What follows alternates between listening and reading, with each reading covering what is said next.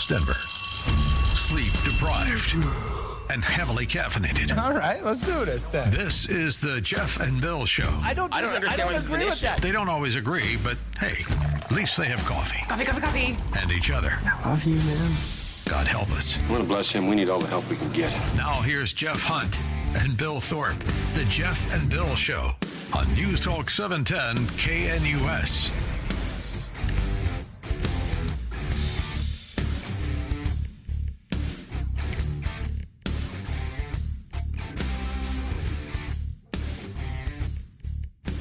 Well, it's 6 a.m. in the Mile High City on this Tuesday, July 15th, 2025. Good morning, Denver, Colorado. You've tuned in to the Jeff and Bill Show, News Talk 710, KNUS, proudly caffeinated this morning by Cato's Coffee. If you haven't heard of them, they're a brand new sponsor here of the Jeff and Bill Show, and it's coffee made by people who love their dogs.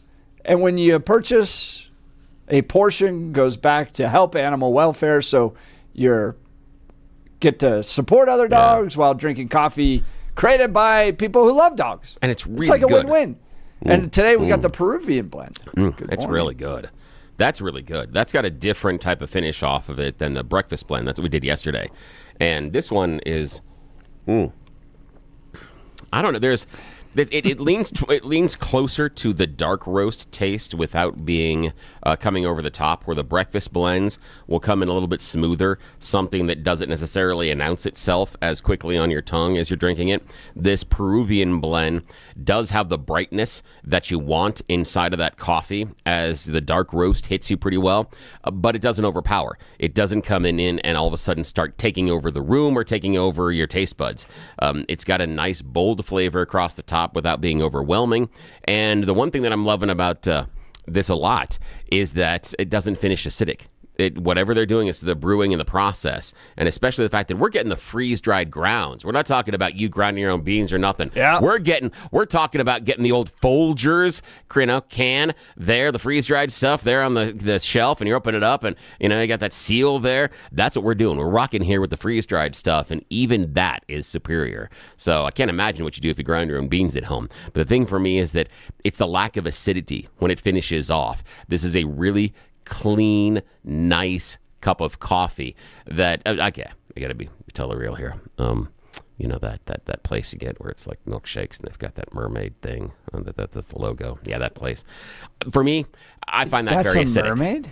Yeah, I didn't know that. Yeah, it's a mermaid. She used to be topless. Yeah, it comes from Moby Dick.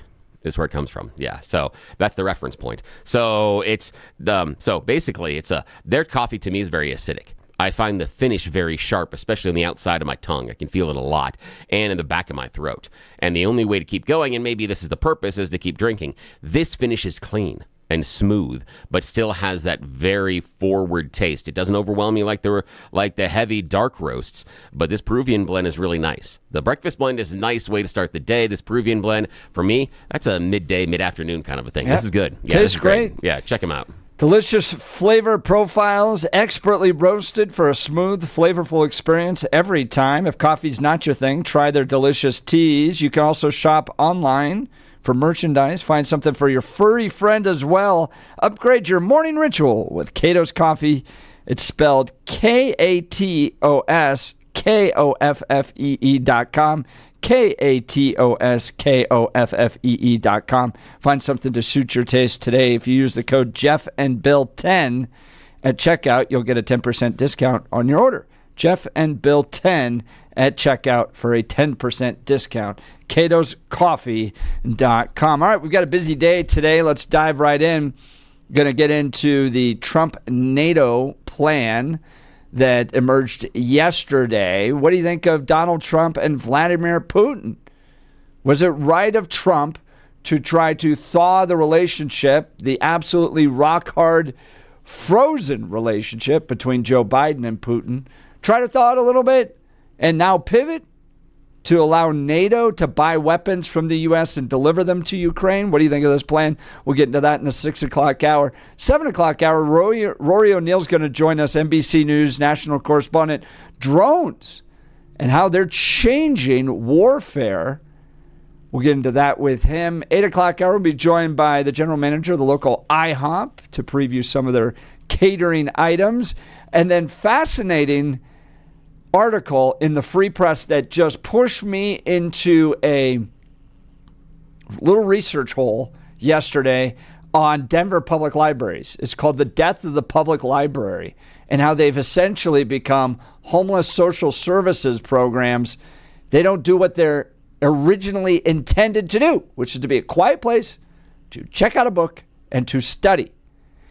And what I found in my research about funding for Denver public libraries is that they have a record per capita funding taking place right now. I mean, record, big time, over where they used to be, with only 50% of the attendance that they had 5 years ago or 10 years ago, and now 25% of the attendance that they had 20 years ago. So they've dropped off attendance 75%, yet have record funding. What is the money doing? What are they actually doing with these libraries? Who are they serving? And have libraries just changed, become this kind of free-for-all of a lot of public services for the homeless, not doing what they were originally intended to do, and as a result, attendance is down 75% of what it used to. So we'll get into all of this hour. Most importantly, though, we want to hear from you. Phone lines are open, 303-696-1971, or text us on the Dan Caplis Law text line at 720-819-5115. Now it's time for News and Comment with Mr. Blake Olson. Blake Olson. Blake Olson, News and Comment. Good morning. It's Tuesday, 61 and beautiful outside in Denver. Expecting a high of 93 today. This portion of the news sponsored by Pastor Camp Heating and Air Conditioning at 303-777-1234 to learn more about special savings opportunities on Lennox equipment. Our top story. Well, I do think that there needs to be more transparency on this, and I think that will happen. Laura Trump on Benny Johnson last night. Johnson posted this quote, "Just got off the phone with top federal law enforcement contact. The change in approach to Epstein has been dramatic. Expect more disclosures. Some very powerful people inside administration are now pushing for a special counsel and full press briefing on Epstein findings." Important to note, this drastic change happened after Charlie Kirk and a number of other powerful MAGA voices pushed back on the handling of the Epstein case this weekend and at the Turning Point Conference. They were met with massive roars and applause from the 7,000 gathered that could not be ignored. In short, our voices are being heard. Power to the people. Laura Trump. He hears all the noise, and he hears all of the consternation out there, and I think he's going to want to set things right as well. So I believe that there will probably be more coming on this, and I believe anything that they are able to release that doesn't, damage any witnesses or anyone underage or anything like that, I believe they'll probably try to get out sooner rather than later because they hear it and they understand it.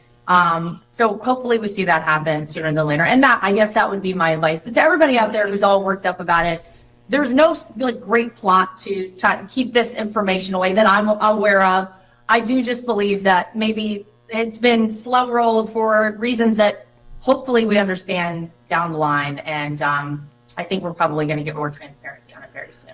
The DOJ asking the Supreme Court to reject Ghislaine Maxwell's appeal defending her 20-year sentence for aiding Epstein's abuse of underage girls. Maxwell claims Epstein's 2007 non-prosecution agreement should have shielded her from prosecution as a co-conspirator, but the government argues otherwise. Terrorist Mohammed Solomon, accused of killing one person after his attack in Boulder that also injured more than a dozen, has a hearing today. It'll determine whether the state has enough evidence to move forward against the Hamas supporter. The National Weather Service says a landspout tornado hit Franktown Monday. It caused significant damage to at least one commercial building, causing a partial roof collapse and other related damages. The Douglas County Sheriff's Office says no injuries were reported. This is a 5-lane road. You are looking at runoff from the Watchung Reserve. It's probably 3 to 4 feet. Severe storms pounding the East Coast, flooding streets and subways, and disrupting travel for millions. Flash flood warnings hit parts of New York and New Jersey on Monday, prompting a state of emergency. Floodwaters rushed into New York City subway stations, causing major transit delays, more storms, and heavy rain expected again today. Meanwhile, in Texas, rain hampering recovery efforts in the flood-ravaged Texas Hill Country. Search and rescue efforts were put on hold Monday after a storm system brought more dangerous conditions to central Texas, where over 160 people are still missing after the floods claimed some 130 lives. DJT wants Russia to hurry up and reach a peace deal with Ukraine. While meeting with the NATO Secretary General Mark Rutte at the White House on Monday, Trump said that he'll place severe tariffs on Russia if no deals are made in 50 days. The Supreme Court is allowing the 47 administration to resume layoffs at the Department of Education. The court ruled 6-3 to lift a judge's order that reinstated employees let go in mass layoffs. 58 in Parker, 59 in Broomfield, 61 in Denver. Jeff and Billy continue. Good morning. I love this enthusiasm. I hope I'm as excited as you are about launching this show. This is amazing. Tendons, I can see my tendons down there as they move. And the doctor is fascinated that I only slit the skin. Blake Olson, News Talk 710 KNUS. Your KNUS forecast for the Denver metro area keeps temperatures hot and above average today, low to mid-90s. Canadian cold front, though, arrives overnight. Wednesday and Thursday's highs stay in the mid and upper 80s. Few hit-and-miss storms today, scattered heavy showers and strong thunderstorms on Wednesday and potentially Thursday, trending hotter and mostly dry Friday and this weekend. Weather is a service of L&L Heating and Air Conditioning. For quick, trustworthy, and dependable service, call L&L Heating and Air Conditioning at 720-851-1691. Visit them online at bestdenverhvac.com. That's bestdenverhvac.com. You'll be comfortable with L&L. I'm meteorologist Mark Huer in the 710 KNUS Weather Center.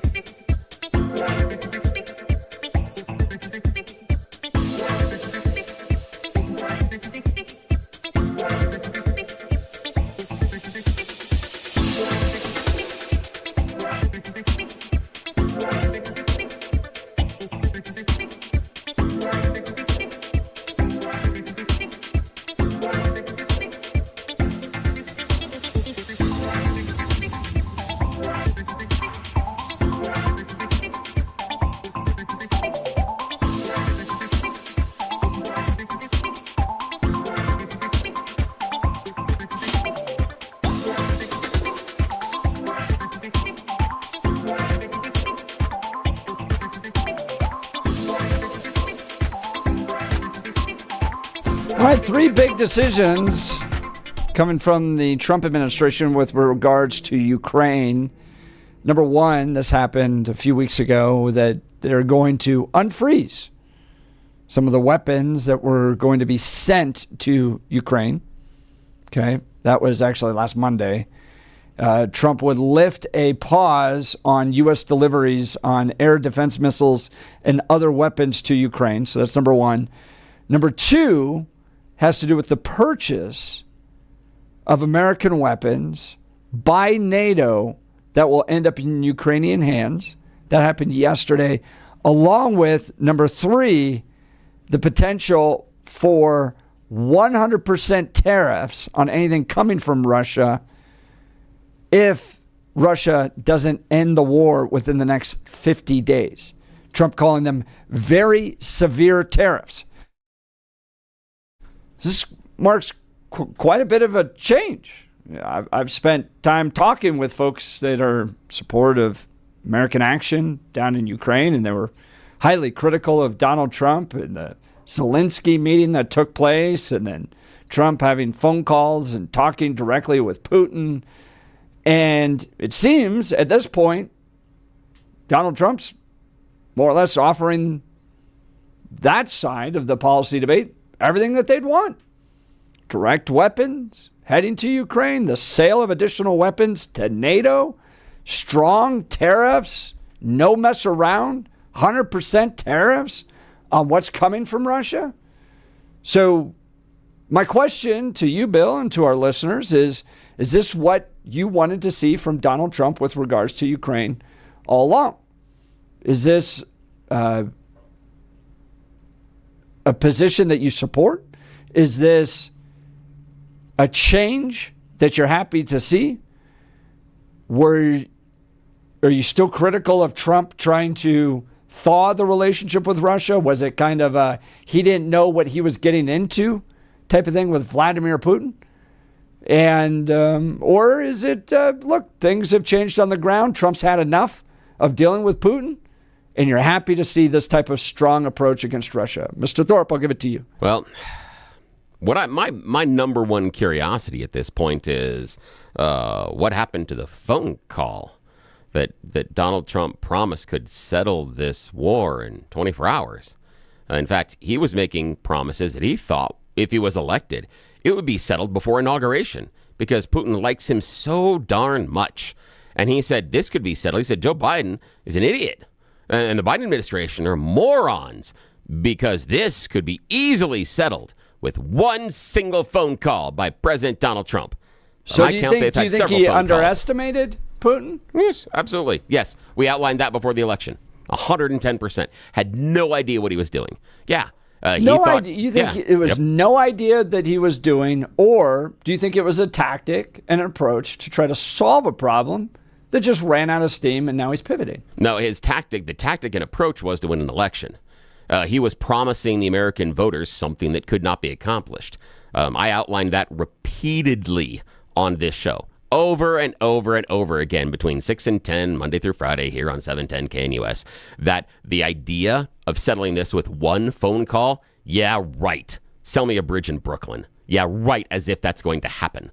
I pointed out prior to the election, this is a pipe dream, but he sold it to you. And how many people called up here and said that I didn't know what I was talking about, that I didn't know Donald Trump and Vladimir Putin, Donald Trump's the tough guy. Vladimir Putin's going to back down. How many times did we hear that Putin wouldn't have even invaded? He wouldn't have dared invade Ukraine. If Donald Trump had only been in power, he would have scared him because he's such a big, strong man. You think he would have still invaded Ukraine? Yeah. But where is it now? I mean, again, where is it now? What's your evidence of that? Because he didn't. He waited till Joe Biden was president.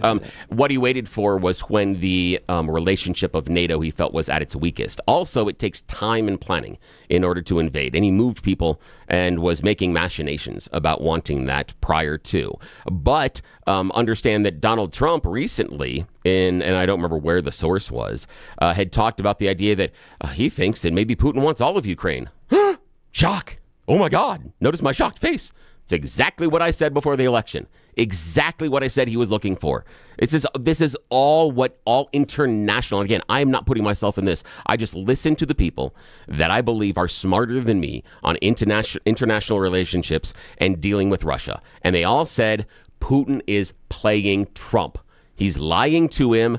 Trump doesn't understand this relationship at all. Putin has no interest in settling this, and all he's going to do is string along Trump. And that's exactly what happened. It's exactly what we outlined before the election. And so Donald Trump do you sold think the American Melania people. understood that? Here's an interesting article from Fox that Trump reveals Melania's key role in dealing with Putin First Lady points out Russian attacks that followed diplomatic calls between Trump and Putin. President Trump on Monday suggested that First Lady Melania Trump convinced him that Russian President Vladimir Putin has continually backed out of his promises over a possible peace deal with Ukraine.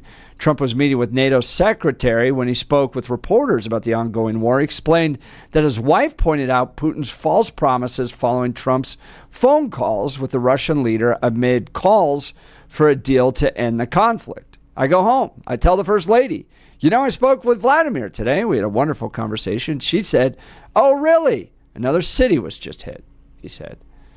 There's times I'd get home, I'd say, First Lady, I had the most wonderful talk with Vladimir. I think we're finished. And then I'll turn on the television, or she'll say to me one time, wow, that's strange because he just bombed a nursing home.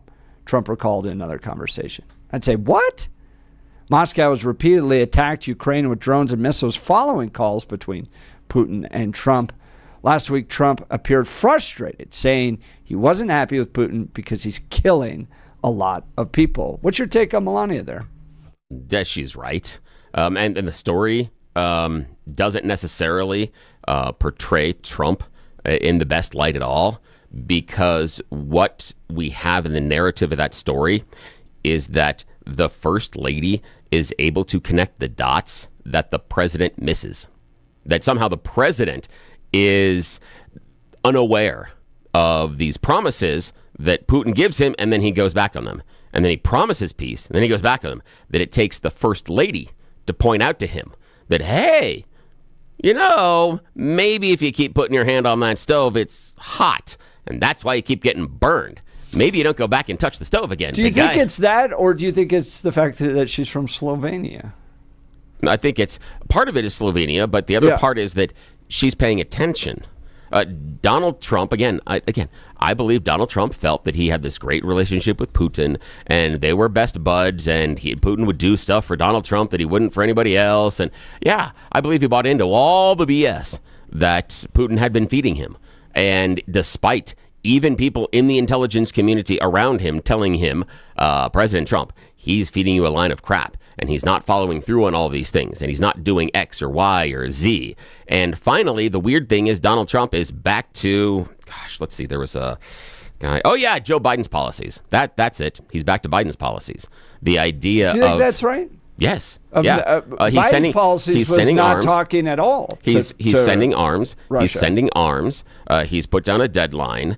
He's working with NATO. He's increasing funding. Yeah, he's gone. He's a hell of a lot closer to Biden's policies than he is to Trump's policies. Hell of a lot closer. And the Biden administration did have the ability to talk to Russia, but the Biden administration had come to the conclusion that Russia doesn't want to end the war. Trump hasn't gotten there yet. He's getting closer, getting very, very close to the idea that Putin really does want all of Ukraine.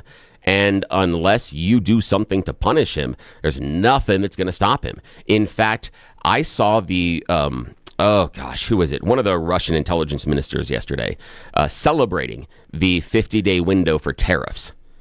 Because you know what they said? We got 50 days to win this thing. Donald Trump has just given us a 50-day calendar to win this thing. We now need to go harder than ever. That's what the Russian intelligence ministers were saying yesterday. That now this is our opening to crush the Ukrainians. That we have a window. Donald Trump has given us an opportunity. I see it differently because how long was Joe Biden fighting this war with Russia? No, he was in power. He was president for 4 years. Right. I think that's applicable. Was that when the invasion took place in Biden's first year? I believe so, but yeah. Okay, so let's say 3 years. Okay. 3 years of generally a pretty stale or stalemate like engagement. Right? I'm not sure I would say that. Back and forth. We're over 100 miles. But an aggressive battle, maybe stale wasn't the right word. Stalemate, I think, was probably the right word, which is that for 3 years, it generally stood as where it was in the first few weeks of the war. Is that right? No, not necessarily. There were other territories because Russia came in, took some towns, lost some. Again, I haven't gone through the history. I don't have a timeline. But Yeah. no, they gave things back and forth. But no, I would disagree with the idea that where we are now is where we were after the first few weeks of the war. I would disagree with that because Russia came in pretty hot and hard as far as the territories they have, and they don't have some of those territories. They were able to repel it, and they have some territories, they don't have others. Yeah. The point I want to bring up, though, is that under Joe Biden, I don't think he had any real vision on ending this thing. It just kind of hummed along with millions of dollars being spent in what I would call a stalemate. I appreciated the fact that Donald Trump came in and tried a different tactic. I don't fault him for that. Joe Biden had no direct conversations with Putin. Now, you can say that Donald Trump didn't fully understand Vladimir Putin's deception with regards to phone calls and then the war and how much he wants Ukraine, all that stuff. And Slovenia, by the way, is just on the other side of Hungary. So you have Slovenia, Hungary, then Ukraine, and that's where the First Lady's from. So if she's had this kind of experience with Russia before and Vladimir Putin, yeah, she has a different perspective, and it might be a better perspective. But I don't fault Donald Trump for wanting to try to bring this war to an end via negotiations. I'm glad he did it. And I also think that when you get on the wrong side of Donald Trump, like Vladimir Putin seems to want to be at this point, you're more likely to see a more aggressive military response than you ever would have seen under Joe Biden. That's interesting. That's really interesting. One, I would say that when we go back to the beginning, when you're talking about Ukraine's ability to fight Russia, part of that was constrained on what we were and were not willing to give them. Remember, there were a whole bunch of Republicans running around and screaming that we can't possibly give Ukraine another dollar.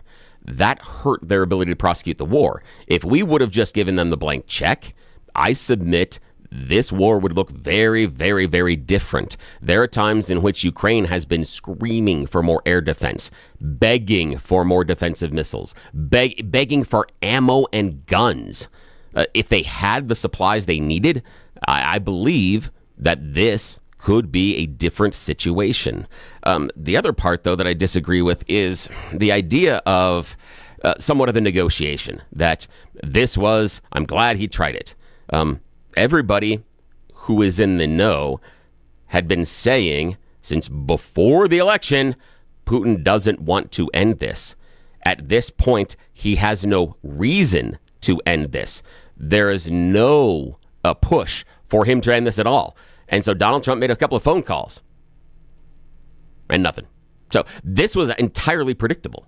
He didn't do anything to change where Putin was at that time. Putin had no interest in ending it prior to the election, and there was nothing that changed post-election, other than he knew he could talk to Donald Trump, string this along a little bit more, and try to grab as much territory or degrade Ukraine as much as he possibly can, because who knows, maybe if he just takes a peace right now and says, okay, I'll take a ceasefire and a peace, he can regroup, re-strategize, and just break that negotiation, that agreement later on, and take the rest of the country. It gives him a breathing room in order to re-up. Just like when, again, the Russian intelligence yesterday services said, wow, this is great. Donald Trump has just given us 50 days to try to end this thing. This is wonderful. This is an opportunity. We need to go harder now. Text messages coming in 6135. At least we got a president that's trying and wants peace. I understand that. Okay, based on that statement, I'm assuming you're saying that Joe Biden didn't want peace, that Joe Biden didn't want to end the war. If that seems like the assumption. And really? That's the one that, okay, I have a hard time. I would love to have you call 303-696-1971 and defend that. Is that the position from the texter, that Joe Biden was actively trying to promote the war? Is that the position? That's the thing, is the idea that at least he wants peace. And again, does Donald Trump necessarily want peace? Is he really working towards it? Based on the phone calls and tariffs? Is this the direction that you would think someone was going based on peace? Someone that had suspended, Yeah, someone that had suspended. Again, we can talk about whether or not Hegseth had told Donald Trump or not, but they had suspended arms in support to Ukraine. Is that going for peace? When you're trying to degrade one side, the side that you're supporting, your ally, you're degrading their ability to defend themselves? Yeah, really? That's peace? Okay, Joan from Lakewood. Convince me of that one, my friend. Joan of Lakewood writing, Biden gave money and weapons. Trump is at least selling weapons. At least we're getting something for our support. Yeah, I don't understand the issue there. I don't understand. Giving versus selling? No, I don't understand the issue because the idea of, okay, so we would just want Ukraine to spend their money to, why wouldn't we, again? In this case, NATO. That's different. We're talking about Ukraine. I mean, it's Joe Biden, okay, talking about NATO and having them invest larger into the Ukraine war, invest larger into their defense, for me is a separate issue than our support for Ukraine. The support for Ukraine was that we were giving money and arms and things, and that's what the Republicans screamed about, that it was horrible. We shouldn't be doing this. We had members of Congress pushing hard resolutions to end that. Part of it was the money going out. Yeah, I know. And that's just, I mean, again, silly because we talked about it. Yeah, the money was mostly being spent, over 60% was being spent on American contractors and American people that were either there or providing support services outside. And the equipment was taking the backlog and the older stock out of our own warehouses. And then we turned around and got a whole bunch of new contracts for American companies to make the new stuff. So this actually increased economic investment inside the U.S. This was a jobs program. That's why they gave them the old stuff. That was the system behind it.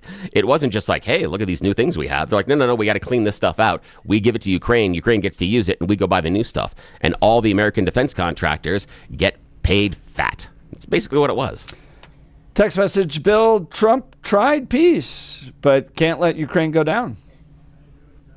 Sure. Is that what we're believing at this point? I mean, wait, you don't think he tried peace? No, the idea that he can't let Ukraine go down. Is that really where we are in this? Because we believe that's really why he just sold a whole bunch is that of why when Zelensky is that why he berated Zelensky when he was in the Oval Office because he was trying to support our ally?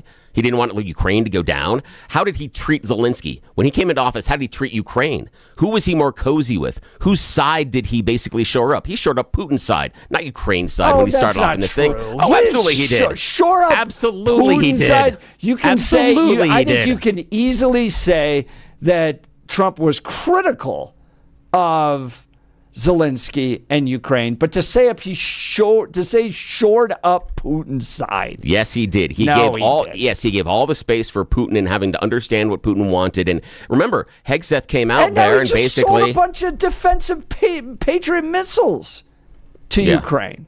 I know, sold them, didn't give them. That's great. That's a way to support the ally. That's good job there. Good job. Nice job. Nice. I don't see the problem at all with that. I know. What is the problem with another country buying weapons from us as opposed to us giving them weapons? Yeah, I know. With $37 trillion in debt. Could have given them the weapons too, though. But I'm just saying, it's nice that it's a transactional relationship in this situation. Right. What's wrong with that? It's okay. Good. That's Israel fine. buys weapons from us. Yes. Yeah, but not necessarily while they're being invaded. But still. No, exactly when they're being invaded. No. They've done that. No, it's different. It's not the same thing at this point. They're not being invaded. Israel's not being invaded. When they bought the weapons, it's not the same thing. This is a thing in which they need them, and instead of giving them to them, we go ahead and we have them pay for it. We sold Fine. them to NATO, and if NATO wants to give them, at least NATO bought them. NATO's not involved in a conflict. It's different. That's different, and that's fine. That's fine. We want to go ahead NATO's not involved in the conflict? No, and we just in a direct conflict. What I'm talking about is Ukraine is involved in a direct conflict with one of our adversaries. If you want to go ahead and sell them the Patriot missiles, go right ahead. Fine. I'm not going to sit here and make this a big bone of contention, but you could just give them to them. You could, and it would make it easier for Ukraine to defend themselves. We did it for 3 years, and it resulted in a stalemate. And the fact that Donald Trump tried to directly call and selling them is going to change that. But selling them is going to change that stalemate that you're complaining about. Selling it is somehow going to change it? At this point, how is selling them arms going to change that dynamic? Because Donald Trump and Joe Biden are different people when it involves international conflict. Yes, vastly different. Donald Trump leads first with peace. but he's not afraid to use the sword in a way that Joe Biden rarely ever wanted to use the sword. He's constantly telling Israel, for instance, roll back, don't engage. Now that Donald Trump's in office, Israel's directly hitting Iran.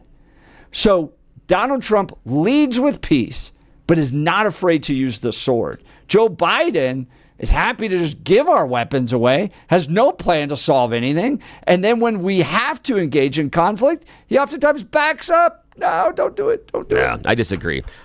Because, Donald Trump backed away from the conflict in Ukraine, said it was mostly worthless. You look at the idea that part of the reason that we got into the conflict with Iran was because he pulled us out of the original deal because he didn't like Barack Obama cutting it and getting credit for it. He pulled it out and then tried to replicate the same deal later on and then got mad that Iran didn't want to come and negotiate with him. So that's part of it. Iran would not have had the ability to enrich as much uranium as they had over the previous years if Donald Trump had stuck with that deal. Oh, that's not true. Yes, it is. That's not true. No, yes, it has is. to It's do 110% with true. the amount and the quality of the enrichment. Under the Obama, we would have been able. Under the there Obama were constraints, deal, and they were he able was to check. able to enrich as much as he wanted, as much as they wanted to, right up against the line. And there was a sunset clause on missile creation, all that stuff. It was a bad deal. All right, we're happy. Better than no deal. To have, well, it's better than no deal. It's better that Iran doesn't have any nukes. Well, the idea is you're saying, they restricted their ability to enrich uranium all the way up to a point, and our solution was let them enrich all the uranium because we can't check it all. Better? No, not that's better. not at all what I'm saying. Yes, he pulled out of the deal. He not pulled out better. because it was a bad not deal. Better. Not better. And it allowed Iran to get a lot of money, by the way. All right, we've got phone a lot calls. of uranium enrichment. 303-696-1971. Join the conversation or text us on the Dan Caplis Law text line 720-819-5115. I'll go back to the original question. Donald Trump changing what seems to be his position right now on Ukraine. Do you support it? Do you appreciate what Donald Trump was originally trying to do and bring about peace by directly calling Vladimir Putin? If you remember, Joe Biden wouldn't even pick up the phone. Hadn't talked to anyone in Russia in years. And now that he's pivoted, do you appreciate the fact he's being stronger on Russia? Or was this something that Donald Trump should have known all along and was naive in his efforts to outreach to Vladimir Putin? We'd love to hear from you. Phone calls or phone lines are open, 303-696-1971.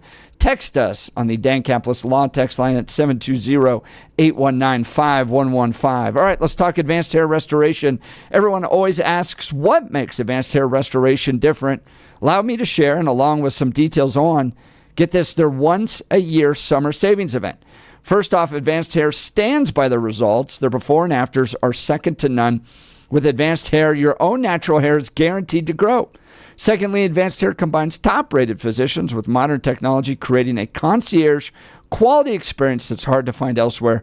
And lastly, Advanced Hair's Advanced FUE begins regrowing your own natural hair the very next day. It's quick, it's simple, and it's easy.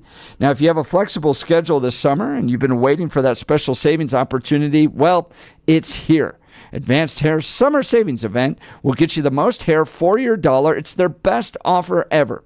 For details and to schedule your free consultation, give them a call at 720-459-HAIR. 720-459-HAIR. One-day treatment, life-changing results. Your new hair guaranteed to grow. Before and afters at advancedhair.com. 720-459-HAIR. Advancedhair.com. Will continue. Phone lines and text messages hot. You're listening to The Jeff and Bill Show. This is Denver's Talk Leader, News Talk 710 KNUS.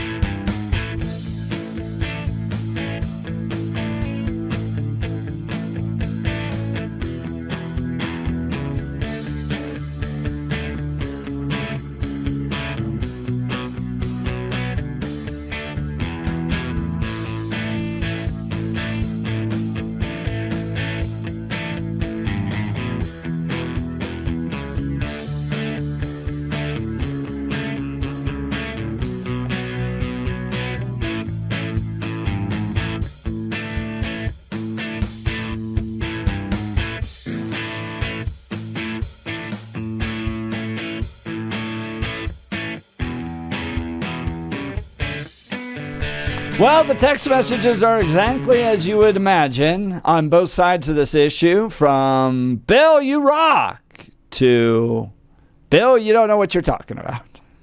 And you're leaving out the ones that use curse words at me, which again happens on the daily. And there's one specific person. Trump is now and has always been Putin's sock puppet. I don't know how you could be Putin's sock puppet and then willingly sell missiles to defend Putin's attacks. Putin is tough and sneaky and sinister. Trump is just sinister. Like I said, I don't think you can be Putin's sock puppet and then sell missiles to defend what Putin's attacking. I don't know, but the sale might be the important word there in that argument. If I was going to defend the idea of Trump being Putin's sock puppet, the idea of saying, well, instead of going ahead and gifting him the missiles, he's at least degrading their treasury while giving up the appearance of wanting to have NATO's? them. Ukraine's, because if he's selling Ukraine sold to NATO. Oh, well then, okay, fine. Then it's irrelevant.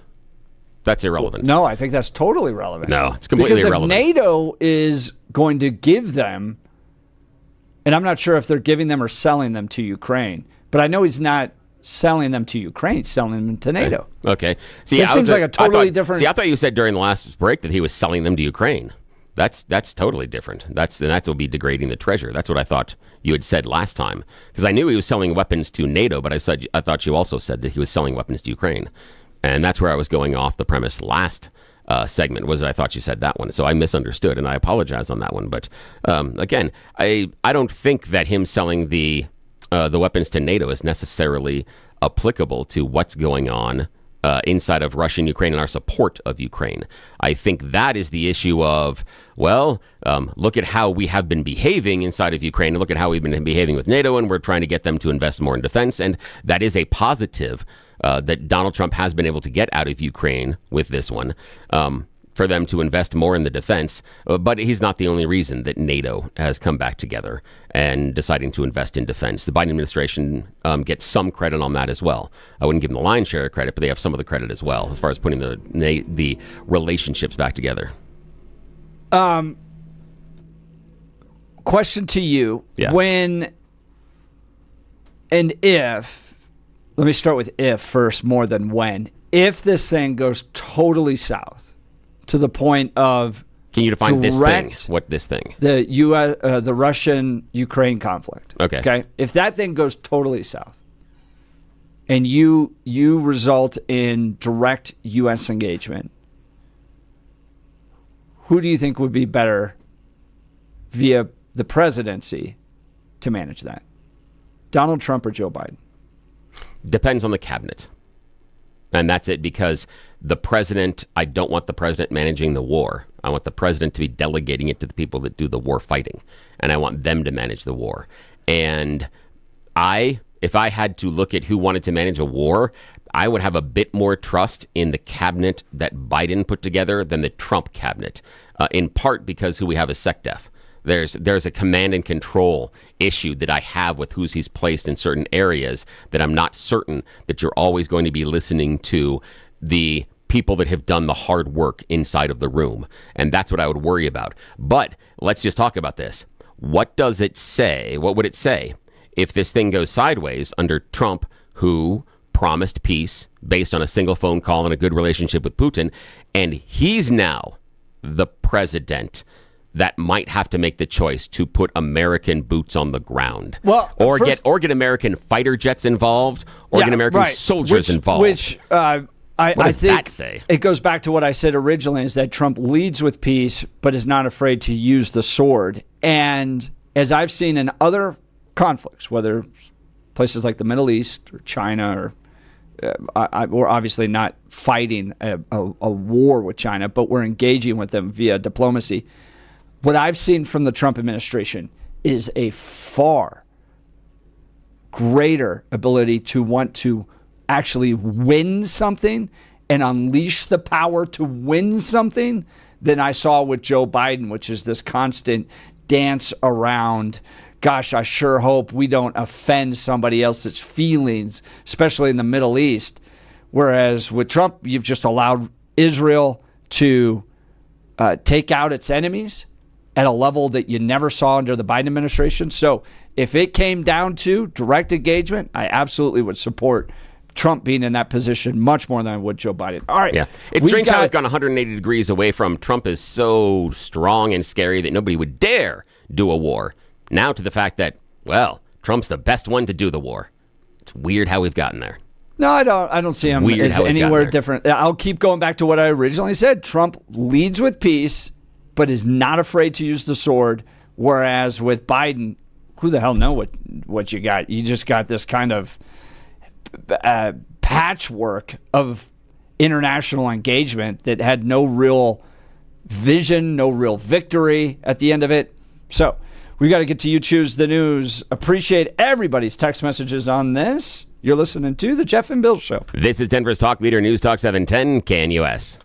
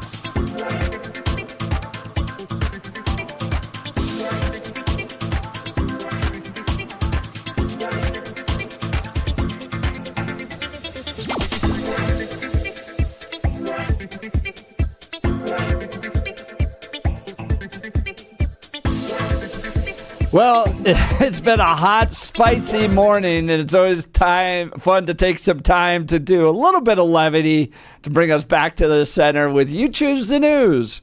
Yes, it is that time of the morning where we get to play America's favorite fake radio news game show. It's time for You Choose the News. You know how this works. I scour the interwebs for moments this morning to find really dumb stories about us humans, giving them more ridiculous headlines so that we can play this fake radio news game show.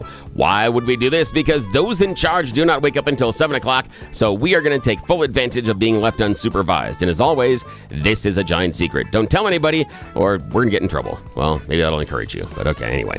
All right, now, Blake Olson joining us from the news department, Jeff Hunt in the studio. Here are your choices, gentlemen. Headline number 1, just like the TikTok. Headline number 2, Marie Antoinette approved. Headline number 3, hide and get away. And headline number 4, what will the neighbors think? Mr. Hunt, your choice. Let's start with hide and get away. Yeah, hide and get away. We find ourselves in France for this one. Prison officials in France had to rearrest a criminal after he escaped the prison by hiding in the laundry bag belonging to his cellmate. His cellmate was being released after finishing his sentence, and he said, "Hey, can I go with you?" The guy said, "Jump in." He took advantage of the loose protocols on the release and did escape from the prison near Lyon. He did only enjoy a couple of days' worth of freedom before he was arrested in Sathony-Camp, a city on the outskirts of Lyon. The prison officials say this is an extremely rare event. We've never seen this before. We don't know, and maybe we'll start checking the laundry. So, yeah. He did. He hid in the laundry bag. Did he have to push him out in a cart? Because I don't know. I can't imagine putting a 150-pound person over my who knows? shoulder. I don't know. Maybe he lost a lot of weight. I don't know. I mean, who knows? But yeah, he got out in his laundry bag. Yeah, just hid. And they didn't check the laundry bag before he left either, which is an odd protocol. What do you have in the bag? Just trust me. Already, sir. Keep going. Sure. Why not? Okay, Blake, sir. Just like the TikToks, Marie Antoinette approves, or what will the neighbors think?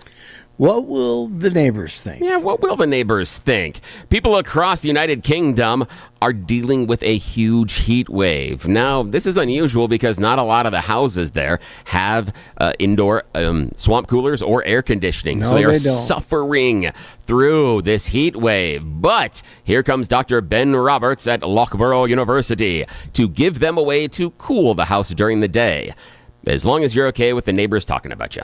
What you got to do is go outside and apply yogurt to your windows.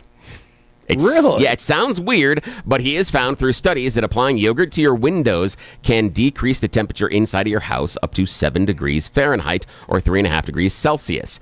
He did a month-long experiment between 2 houses, and he said one of them he tested this, the temperatures on the inside, on the outside. They rubbed yogurt on the glass and then tested it there. He said, oddly enough, the yogurt doesn't leave any sort of a smell and disappears after a couple of minutes. So your neighbor's only going to talk about you and take pictures for a couple of minutes, and then you're okay. It doesn't smell like moldy cheese? No, said it, because of the sun and everything else, said the smell of the yogurt disappears after about 30 seconds to a couple minutes and forms a thin film on the window that reflects some of the sunlight.